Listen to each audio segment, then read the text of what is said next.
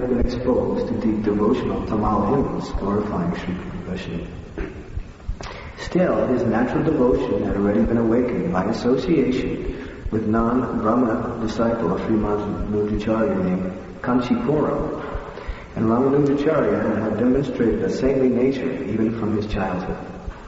As time passed, he underwent all the purificatory rites of a pious Hindu, including the sacred thread ceremony, and was married at the age of 16.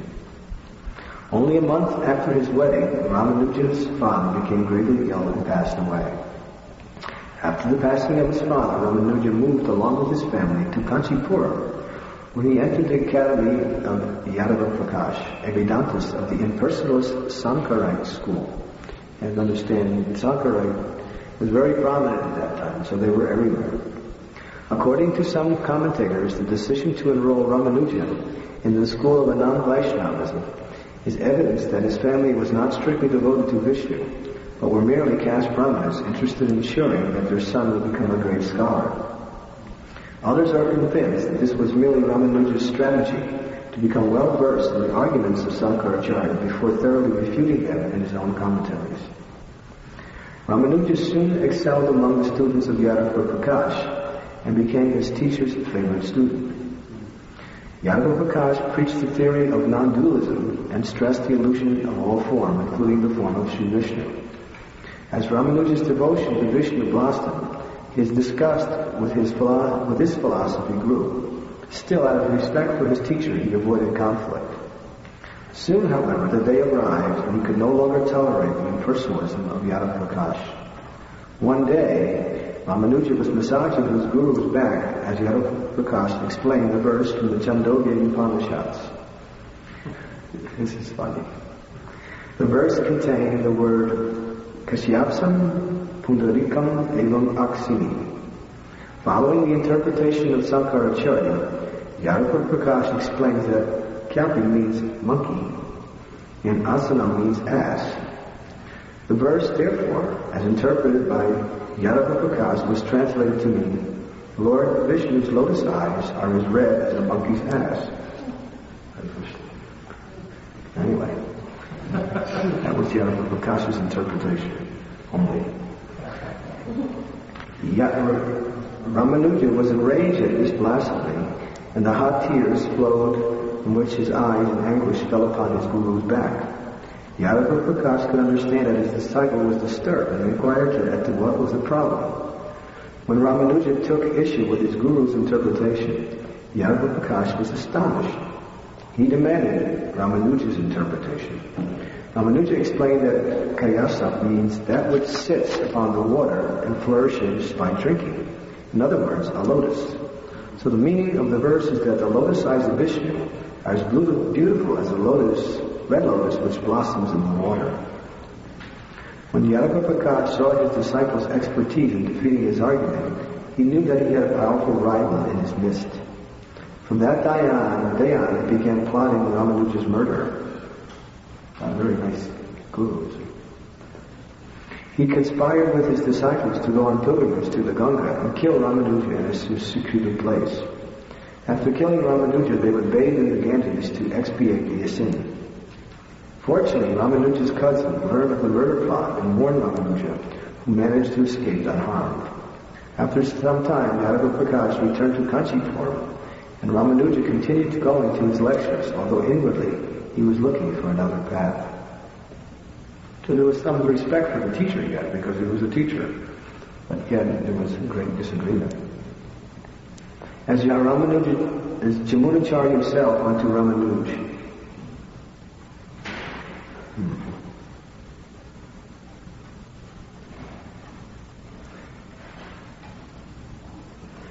Jamunacharya himself went to visit Ramanuja.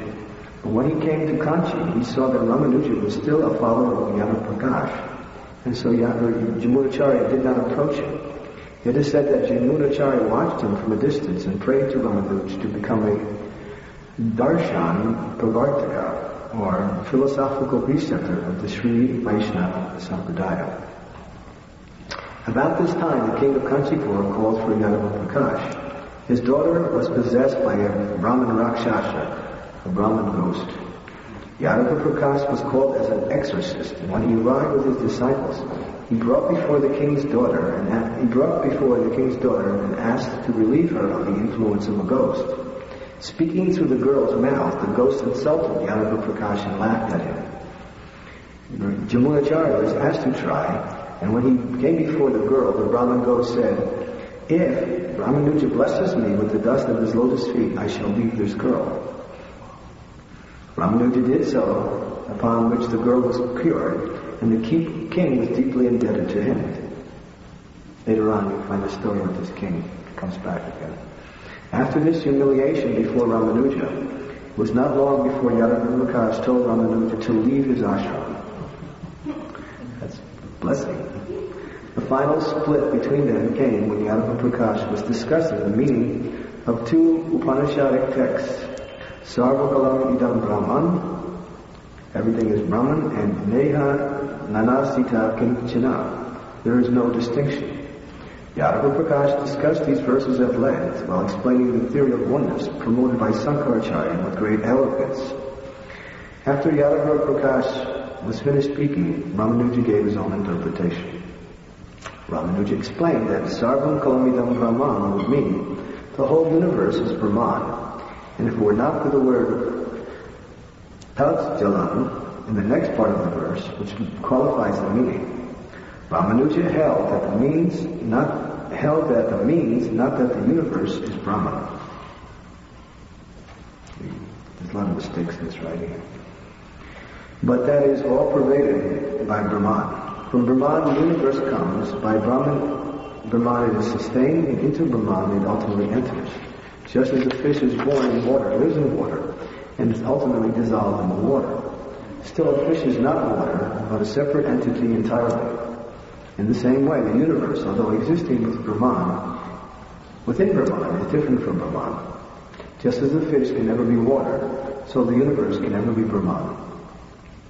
As to the second verse, Neha nanasita kinchana, according to Ramanuja, it does not mean no distinction, but rather that things are not distinct and that they are all interconnected, just as pearls are strung on a thread. Since all things are interrelated and interconnected, in a certain sense it may be said that there is no distinction to be made between them. All things are related to Brahman, and as such does not have any existence which is distinct from Brahman. What is that verse in the 9th chapter? Yeah?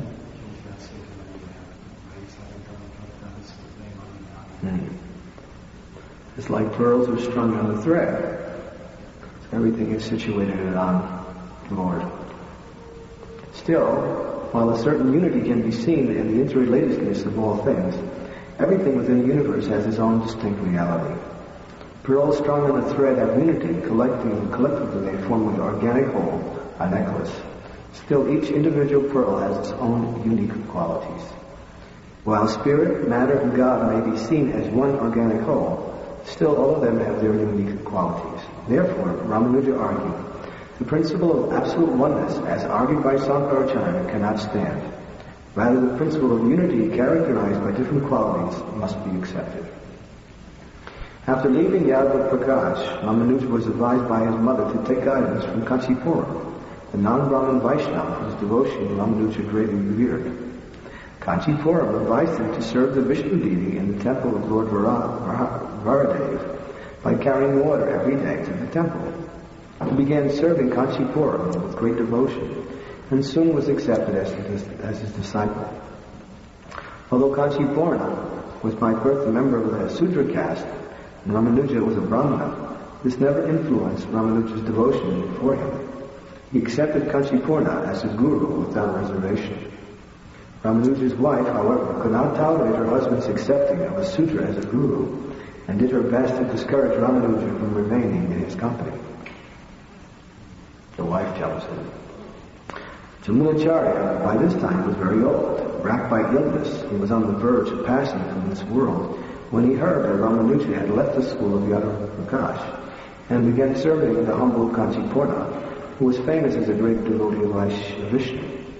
He sent some disciples to Ramanujacarya. When Ramanujacarya heard the news, he immediately set out for Sri Rangam, the headquarters of Sri Vaishnavas. where Ramanujacarya was dying. But by the time he arrived at the site of Jamunacharya, it was too late. The master had passed from this world, entering Vaikuntha. And then you get into that 3 fingers. And here the 3 unfulfilled desires was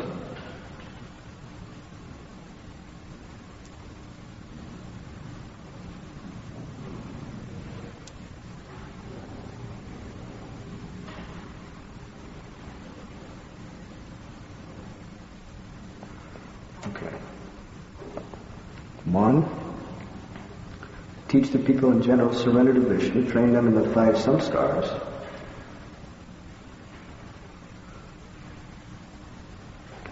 To write comment on hymns of the outlaws and the Sapphidian saints. And to write a commentary of Vedanta Sutra, expounding the principles of Vaishnavism. Those were the 3. And I also heard from a different source. There was another one that was a little different. Upon his return to Kanchipurna, Ramanuja gradually became completely disinterested in family life. His beautiful wife went home and became himself deeply absorbed in the service of his guru. As Ramanuja spent more time at the temple, his wife became unhappy, and her husband was ignoring her. Some of you ever had that problem? Wife was saying, no, stay home. Worship me. No, not good. It's like that. Because sometimes you have competition between wife and Krishna. And sometimes it's the other way around, between husband and Krishna too. Everyone wants to be the center. So, she was humiliated by the fact that he was neglecting her to serve a low-born suitor, Kanchipurna. One day, Ramanujacarya invited Kanchipurna for dinner, thinking that by doing so he would be able to take the remnants of his guru's prasadam and so become blessed. Being very humble, he arrived the next day, before Ramanuja returned home. Kanchipurna explained to Ramanuja's wife, her name was Kamvalakshya, that he had service to do in the temple and could not stay for long. With this, Kamvalakshya quickly fed him and sent him away. After Kanchipurna had left, she took a long stick and carefully picked up the banana leaf upon which he had dined, so as not to soil her hands with what she thought to be the contaminated remnants of an untouchable. After ordering her maidservant to clean the room carefully, she bathed in order to purify herself. When Ramanuja returned home and heard the insult of his guru, he was enraged. One day, while drawing water from the well, Ramanuja's wife met the wife of his guru, Kanchipurna.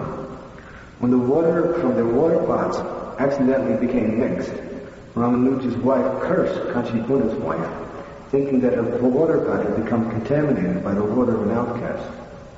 See how these strict caste conscious Brahmanas think. When Ramanuja came to know of this insult, he was furious. He sent his wife home to her parents and left to take sannyas. Every cloud has a silver lining. After leaving home, he went to the temple of Varadwaj to see the beloved deity of Vishnu, whom he had served for so long. After retaining saffron cloth and all the necessary paraphernalia of the renounced order, he accepted the triple staff of the Vaishnava sannyasi, symbolizing complete surrender of mind, body, and words to Vishnu. With this he became known as Yatiraj, the king of the renounced order.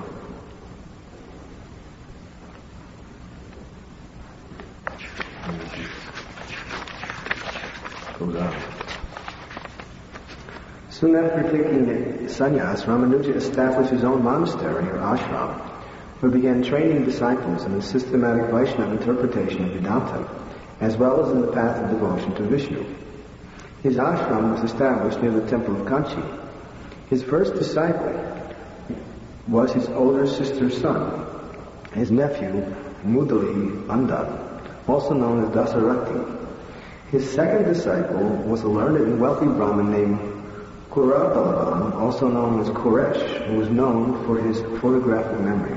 Koresh was one of his most dedicated and sincere disciples. In fact, when I was traveling last year, I was in Denver and I met some disciples of the Sri Ramanuja Vaishnava Sampradaya, some sincere, dedicated followers. And they had some pictures of South India. There's one temple in South India that's dedicated to Koresh. And in that temple there's a deity of Koresh, which is worshipped, especially on his appearance day. So later on in this narration we'll hear the glories of Koresh. One day the mother of Yadav saw Ramanuja's teachings, his disciple, and was impressed by his saintly qualities. She was a great devotee of Vishnu, and somewhat unhappy that her son, Yadav had become a follower of Shankaracharya's impersonalist Buddhism. She encouraged Yadav to visit Ramanujacarya. That night, Yadav had a dream in which a divine voice instructed him to become Ramanuja's disciple. The next day, upon visiting Ramanujacarya, Yadav found him wearing the dress of a Vaishnava. He asked him, "Why have you rejected the school of Shankaracharya? Why have you adopted this Vaishnava dress? Where is this sanctioned in the scriptures? Can you show any scriptural evidence supporting your behavior?" With this, Ramanuja instructed his foremost disciple, Koresh, to enlighten Yadav with scriptural evidence to support the Vaishnava dress. He quoted extensively from the Shruti, saying that Shruti is the best evidence. And he quotes one verse: "To free themselves from the ocean of repeated birth and death, the best of men decorate their bodies with the symbols of the lotus and chakra of Vishnu." That's one verse. Another verse: "Just as those who go to the holy abode of Vishnu are decorated with conch, lotus, disc, and cloud, so shall we also wear these marks, and thus attain that divine abode." When those in the Sri Vaishnava Sampradaya take initiation, they get imprints in the body of the symbols of Vishnu. They're like tattoos, they burn them. It's an interesting initiation. You get this, those are like permanent tattoos. And they burn the symbols in, and you have the symbols of Vishnu on your body. Brahmanas should not only wear the sacred thread, but they should also decorate their bodies with conch, lotus chakra, the cup of Vishnu, which identifies themselves as Vaishnavas. And one who decorates himself with tilak markings resemble the lotus feet of Vishnu, with the space in the middle, becomes dear to the Paramatma, becomes pious, and attains liberation. So like that, there's so many verses here. In this way, Koresh went on and on, citing scriptural evidence, one after another. He was astounded at Yadav that he could no longer contain himself. He fell at the feet of Ramanujacarya, and he submitted himself as a disciple. He was given the name Govinda Jia. He became a famous disciple of Ramanujacarya. He freed himself from the attachment of impersonalist Buddhism, and he took sannyas to promote the school of Ramanujacarya.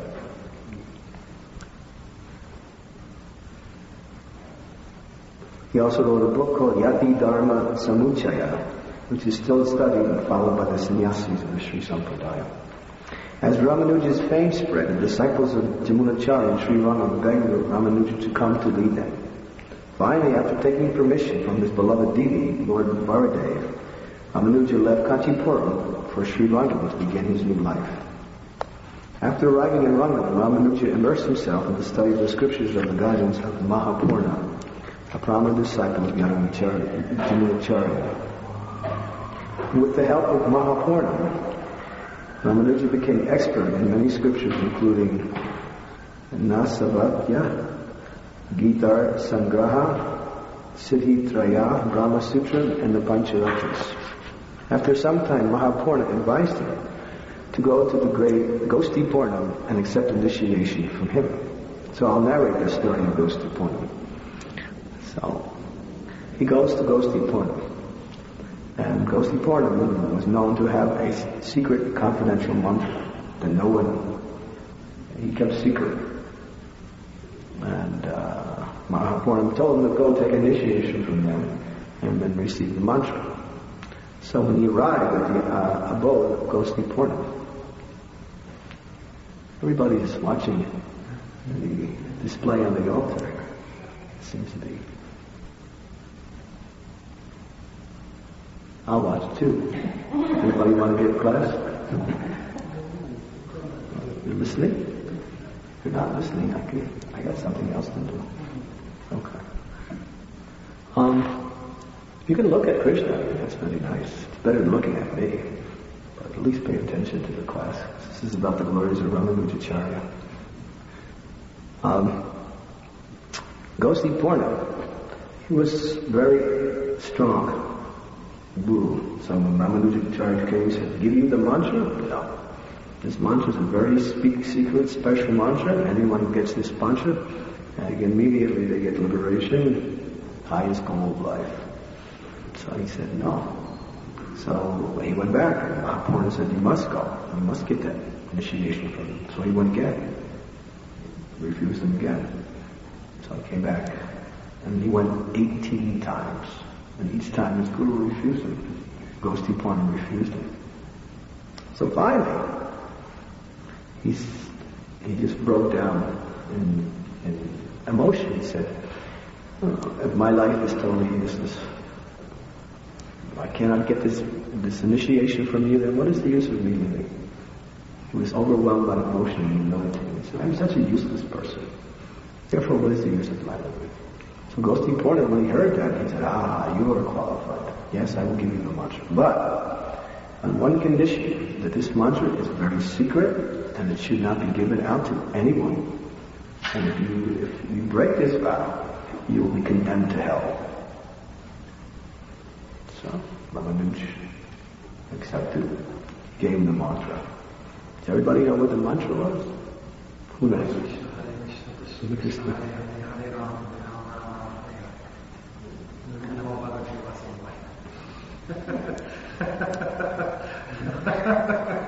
We have the hardliner here. The mantra was Om Namo Narayana. Om Namo Narayana. Om Namo Narayana. I worship the Supreme Personality of Godhead, Lord Narayana. So, when he heard that the power of this mantra can get liberation and free one from all material attachments, he was walking through the village in the town and he saw all the people. And he was so sad at their condition. He was thinking, I should give this mantra to everyone, so everyone can be benefited. Not just me. Let everyone get liberation. Let everyone attain the highest goal of life. So he started to call out to all the people in the town, come tonight at the temple at 7 p.m. I will be giving a talk. And I will give you all a special mantra which will give you freedom from all suffering and liberation into the eternal nature of God. So he was preaching like that. Everybody, the whole town came. And he got up on top of the temple. And he said, please repeat after me. Om Namo Narayana. Om Namo Narayana. Om Namo Narayana. Om Namo Narayana. So, everybody got the mantra. And the word came back to Gosti Purna. Ramanuja had done. He was furious. He was so angry. He couldn't contain his anger. When Ramanuja came into his company later on the next day, he said, you rascal, you have broken your promise. You know what will happen to you? Now you will go to hell and suffer for endless amounts of birth. You have disobeyed my instruction. You have taught that mantra to everyone. This is a great, great, serious offense. He was really angry. He was preaching like that. So what did Ramanujacarya say? He said, I'm happy to go to hell. I don't mind going to hell. In fact, if this mantra can help people become free from the suffering of material miseries, then for me to go to hell is a great benediction. And he was sincere. He wasn't just saying that. He was actually speaking from the core of his heart. That he was happy to take on this, punishment so others could be benefited. When Gosti Purna heard the humble plea of the heart of Ramanujacarya, he said, immediately his whole demeanor changed. He became quiet. And then he started to show emotions to him. He said, Ramanuja, you are actually my guru. You are the guru and I am the disciple. You are, by your devotion, by your humility, and by your compassion for all living entities, you are saving the entire world. So actually, I am your disciple. He completely changed when he saw the humility of Ramanujacarya. Now this was his quality of humility. Very, very humble devotee.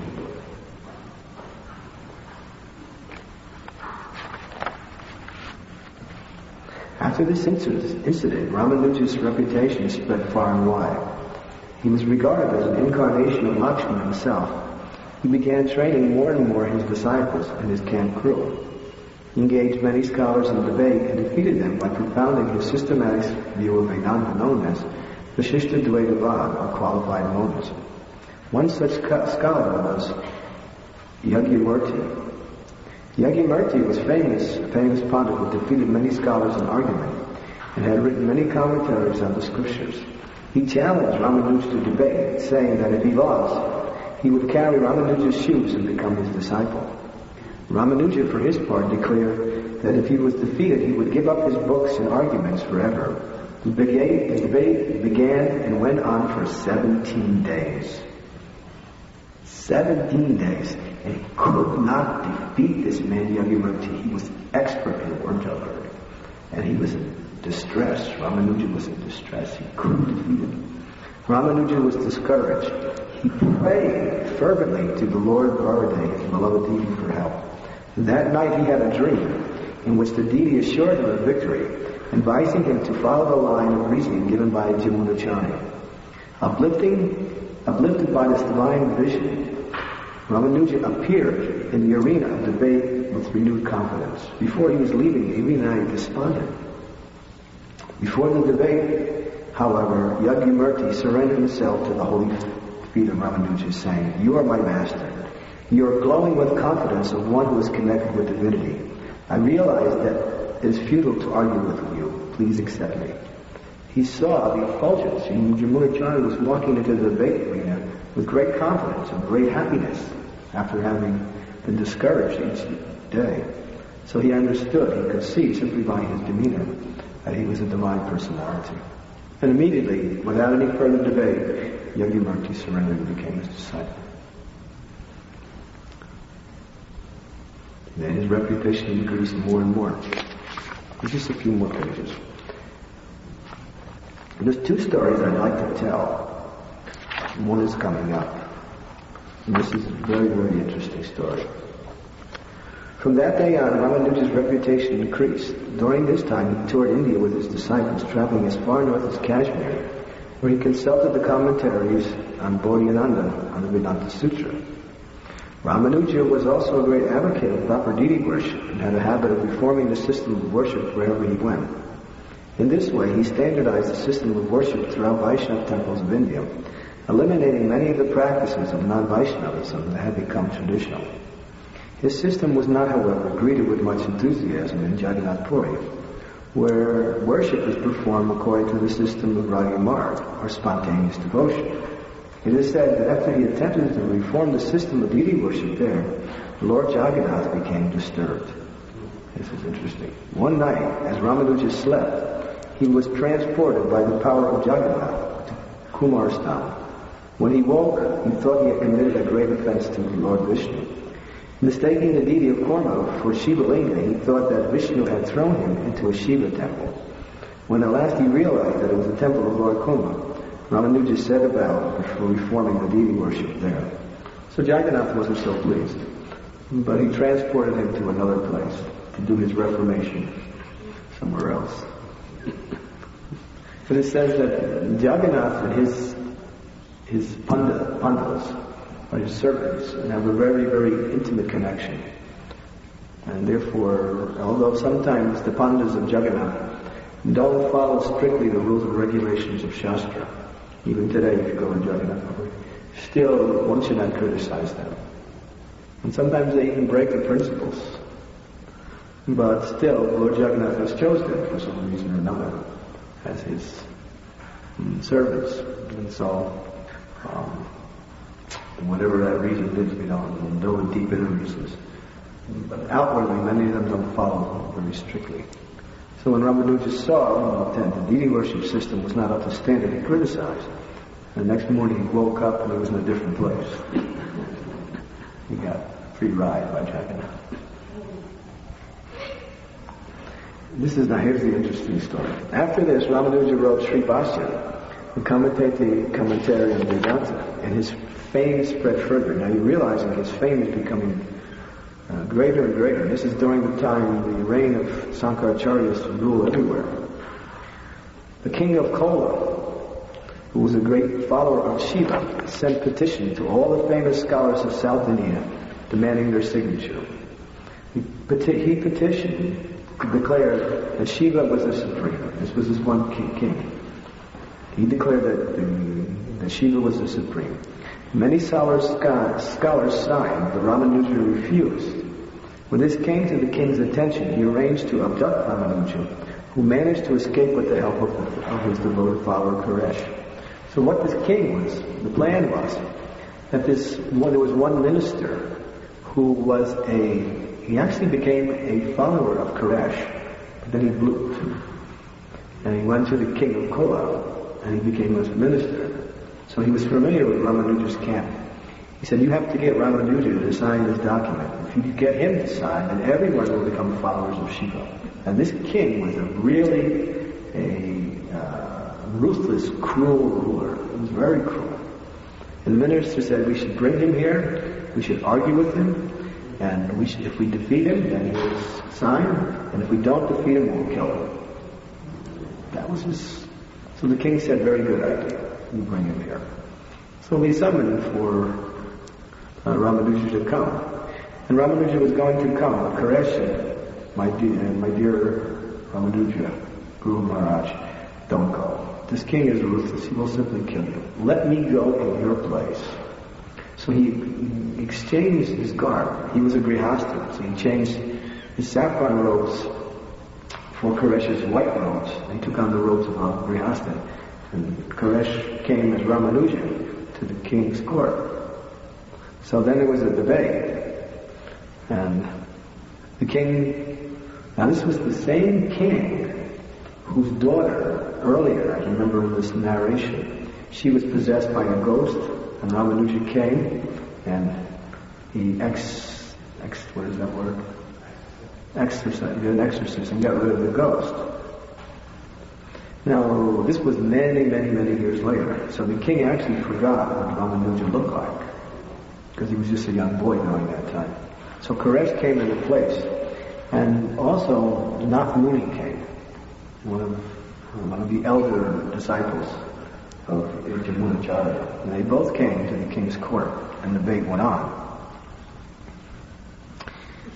When Koresh was dragged before the king in the dress of Ramanuja, the king demanded that he glorify Shiva as the supreme. Koresh refused. Because Ramanuja had helped the daughter's king, the king decided to become lenient. The king remembered, okay, Ramanuja helped my daughter. So rather than killing him, he told his servants not to kill the prisoners, but to merely pluck out their eyes, put out their eyes, for refusing to see the superior position of Shiva. So after that, Koresh was blinded, and Nath Muni was blinded. They were both blinded. They were left by themselves out nowhere. So they were somehow trying to make their way back to Ramanujacarya. Nath Muni was so old, and he said, actually, it is time for me to leave the world. So he sat down right where he was, and he gave up his body, went back to Godhead.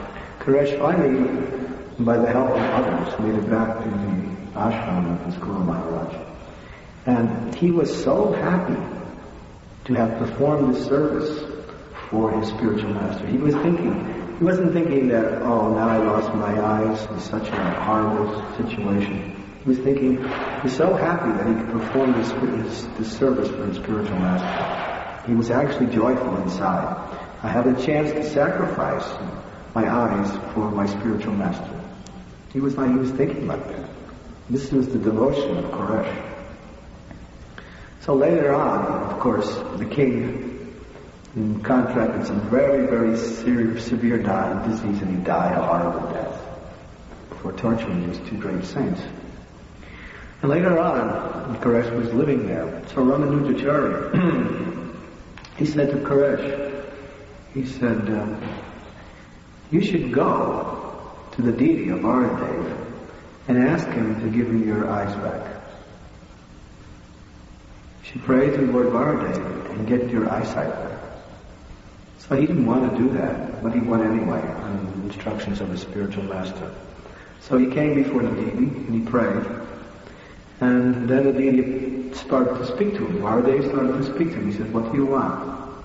He said, could you free that minister from all the reactions of sinful activities? So the deity said, it's done. So he said, anything else? He said, yes, can you free the king of Kola also from his sinful activities? He said, it's done. He said, anything else? He said, no, that's all. And he left. So later on he came before Ramanujacarya. He was still blind. He said, did you ask the deity for your eyesight back? He said, no. He said, I just couldn't ask him for anything from my own behalf. How can I approach the Lord and ask for something for my own self-interest? It was completely foreign to his consciousness to even think of asking for something for his own interest. So Ramanujacarya wanted to bless his disciple. So he said, okay. He said, your body belongs to me, and those eyes are mine, and I want my eyes back.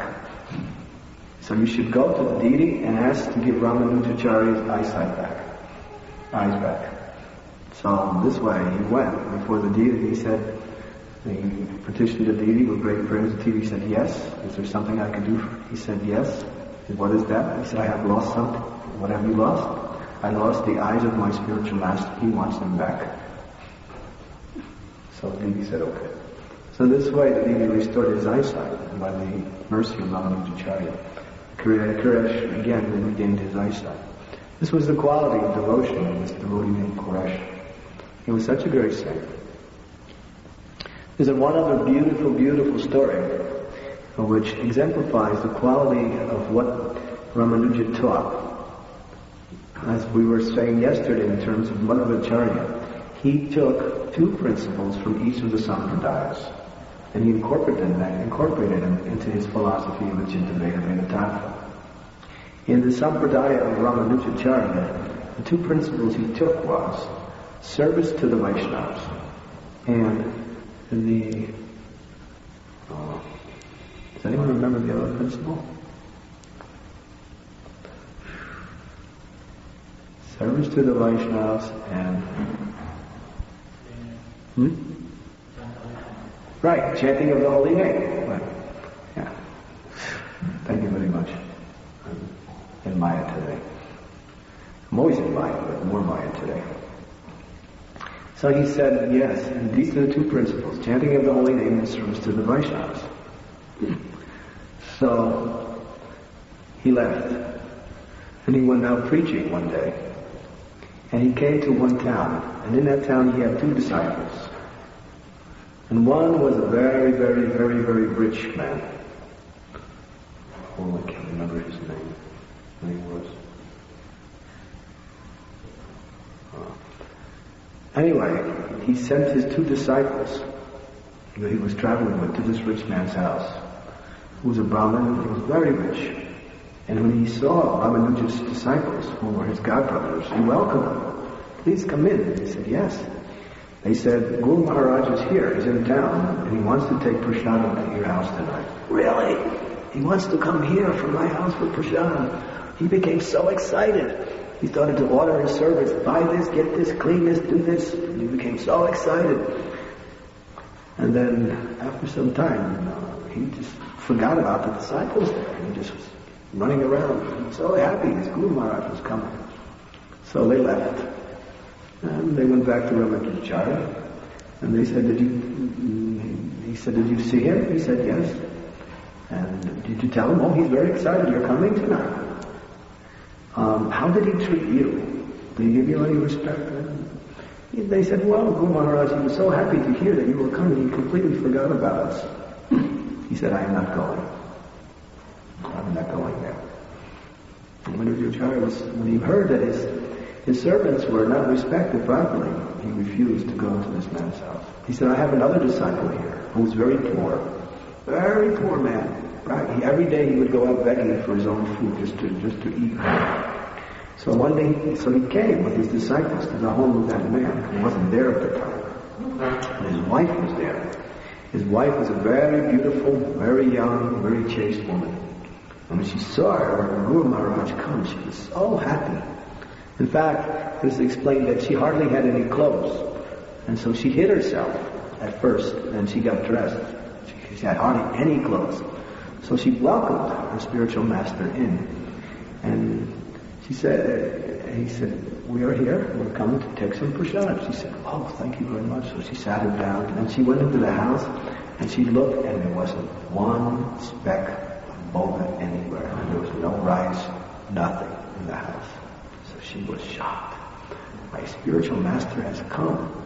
My husband's spiritual master has come. There's not one piece of boga in the house. But then there was this one man who was a very, very, very rich merchant, who was always after her. Every time she would come in his area, he would send some ladies to come and see her and petition her. He was attracted by her bodily beauty, and he wanted to enjoy her. But she was so faithful and chaste to her husband, she would just reject this. And he was very rich. He would offer her all kinds of wealth. So she said, here's an opportunity. So she went to this rich man's place, who was also a merchant. And she said, I have come, and I will satisfy all your desires. And he was thinking, after all this time, she's finally surrendering to me. But she said on one condition, my spiritual master has come, and I need all kinds of nice boga. He said, take whatever you like. You can have anything. So he emptied out his store. He gave her all kinds of nice boga, dal, and rice, and atta, and ghee, and so many nice things. And she took it all home, and she cooked this big feast for her spiritual master. Some of the best foods possible. So Ramanujacarya and his disciples were there, and they were eating this big feast, and they were just thinking, this is so wonderful. Where did she get all this? They're very poor. But her devotion was so strong that Ramanujacarya was so happy to eat this prasadam that he wasn't tasting so much the prasadam, but the devotion of this chaste lady. So just at the time he finished his meal, her husband came home, and he saw his Guru Maharaj was there, and he saw this big feast that they were taking. And he was stunned, he was astounded. Where did my wife get all this? So he went and he said to her, where did you get all this? And she hung her head in shame. She said, I have made a promise. I made a big mistake. She said, I have sacrificed my chastity. I have promised this rich man that I will enjoy with him if he provides the money and needs for this to cook Ramanuja at the very feast. And her husband became so happy he started to dance. He said, you are none other than the incarnation of Lakshmi herself. You are such chaste. You're willing to sacrifice everything just to please your spiritual master. He was so happy. Such a fortunate wife, such a fortunate person I have such a wife like that. So he said, you go and you fulfill your promise to this man. And then they came and Ramanujacarya was curious what's going on. So they explained the whole story to him. So he said, okay, but before you go here, you take some of the remnants of the prasadam that he had. And then he wrapped some more of the remnants up, and he said, before you go, you take this when you go, you give this prasadam to this man also. Give him some of my remnants. So she left on her mission. And she arrived at the man's house, and he was very happy. And then she said, but please take some of this nice prasadam. It's the remnants of my Guru Maharaj. So he started to eating it. And while he was eating it, and we understand that prasadam is not over there. And then there's Maha Prasadam, and then there's Maha Prasadam. The Maha Prasadam is the prasadam that's tasted by the great souls after it's been offered to the Lord. And so, course, the scriptures say that this is one of the most valuable foodstuffs in creation, the Mahaprasada. It says that one should do anything to get it. Of course, devotees take that too literally sometimes, and they commit great crimes trying to get it. But while he was eating it, the effects of eating this prasada completely changed his mind. His mind became changed, his heart became soft, and immediately he felt so ashamed of himself. And he said, "You are actually my mother. Actually, I should worship you. And you are a great saint." And he felt so sorry. He said, "If you want anything else from my story, you can take whatever you need. Please take whatever you want." And he gave up his desire to enjoy her in a lusty way. And so she came back and she told Ramanujacarya everything, and he was so happy. So then he left. And then that other rich man, and Ramanuja never came to his home that night. And he had prepared this huge feast. So then he heard that Ramanujacarya came to this other man's house. So he went, and he fell at the feet of his guru, and he said, "Guru Maharaj, have I committed some offense? I was expecting you to come. I'm making all preparations. What did I do wrong?" Ramanujacarya became very serious. He said, "You have neglected my devotees. You have neglected my servants. Your own godbrothers you neglected." But at the same time, his enthusiasm was just to serve a spiritual master. But we learn from this principle taught by Ramanujacarya that it's more pleasing to serve the devotees than to serve the Lord. Sometimes we see in the life of Srila Prabhupada, Prabhupada was surrounded by many of his servants and exalted leaders. Sometimes in order to protect Prabhupada or to, just whatever they were serving Prabhupada, they would commit offenses and be harsh to other people in trying to serve Prabhupada. Prabhupada would never appreciate that. He would never appreciate that. Because in trying to serve the Lord, we also have to be very careful to serve the devotees nicely. If we think our service is the most important and everybody else's is not important, and then we are called a materialistic devotee. A materialistic devotee thinks their service is the most important, and everybody else is not as important as we. And that false pride deprives one of the mercy of Krishna. A devotee never thinks they're better than anybody. If you think you're better than anybody, you will be rejected by Krishna. Because the essence of Krishna consciousness is given by Chaitanya Mahaprabhu. Shanarapi Sunichena, Dayorpi Srishna, Amani Namamanadena Kirtaniya Sadali. Humility, tolerance, pridelessness, and respect to others is the ornaments which are the glory of the devotees of Chaitanya Mahaprabhu. So Ramanujacarya taught that principle very strong, that service to the Vaishnava is more important than service to the Lord. And Chaitanya Mahaprabhu took that principle and incorporated it in the Gaudiya Vaishnava Sampradaya. So that was a very important point to understand. If we live by that principle and make the service of others our service, then we get special mercy from Krishna. That is the important thing. And there's different ways, of course, to serve. But are we to serve is in a way to please and to assist others in their devotional service.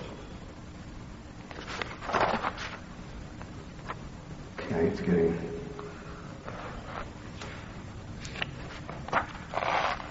So I'll read the very, very last paragraph.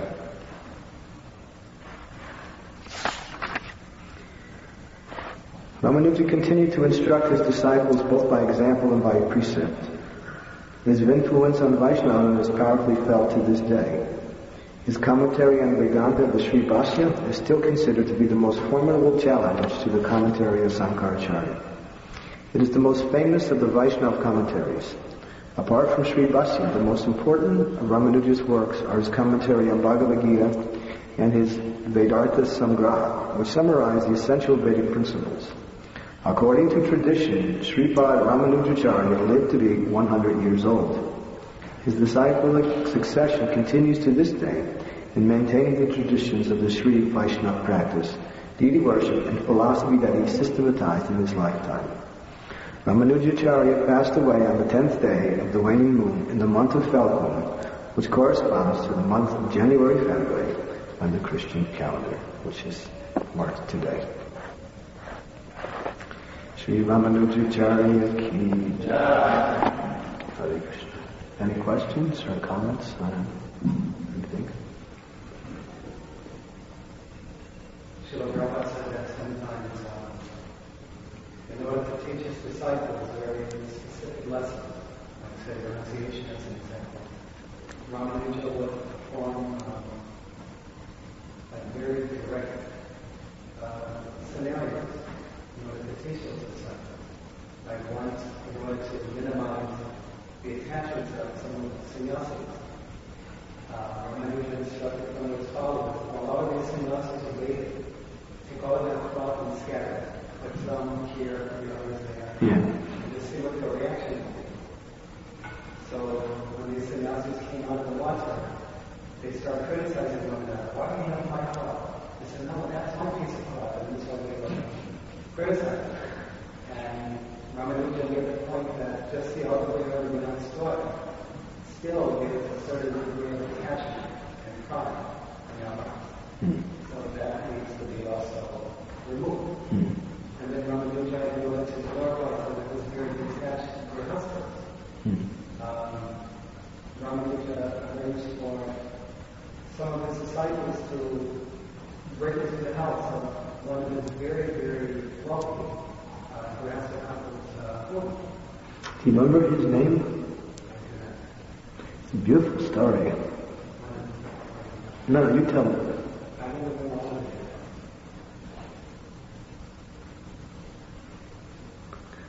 Well, the background of the story is this man, he would come every year to a festival that was held, and Ramanujacarya was always there. And he would bring this lady with him, and he would carry an umbrella over her head, and he would constantly be staring at her. And anyone he would speak to, he said, these eyes of this lady are the most beautiful eyes in the world. He was captivated by her eyes. He couldn't stop looking at her eyes. And he would just like, it was his wife, I think, I'm not sure. Or later on they got married. But this was his mood. And the devotees would try to preach to him, and he would preach to them about the beauty of his wife. So one day, the devotees told Ramanujacarya about this man. And Ramanujacarya came up to him and started to talk to him. And again, now he was preaching to Ramanujacarya about the beautiful eyes of this lady. And she did have beautiful eyes, there's no question about that. So Ramanujacarya said, yes, that's very nice, but I can show you eyes that are more beautiful than that. He said, more beautiful than this? Impossible. Ramanujacarya said, if I show you eyes that are more beautiful than that, will you agree to surrender to those eyes? He said, of course. He was so captivated by this woman's eyes that he couldn't take his mind and heart and attention off of even for a second. It was completely an enchantment. So Ramanujacarya said, come this way. He took him to the temple, and the deity of, what's the name of that deity? What's that famous deity in South India?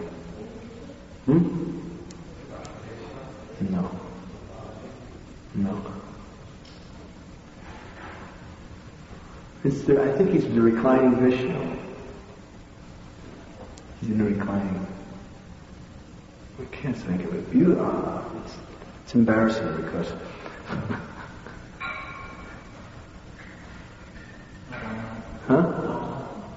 Ranganath. Okay. Ranganath, beautiful deity of Lord Vishnu. Thank you very much.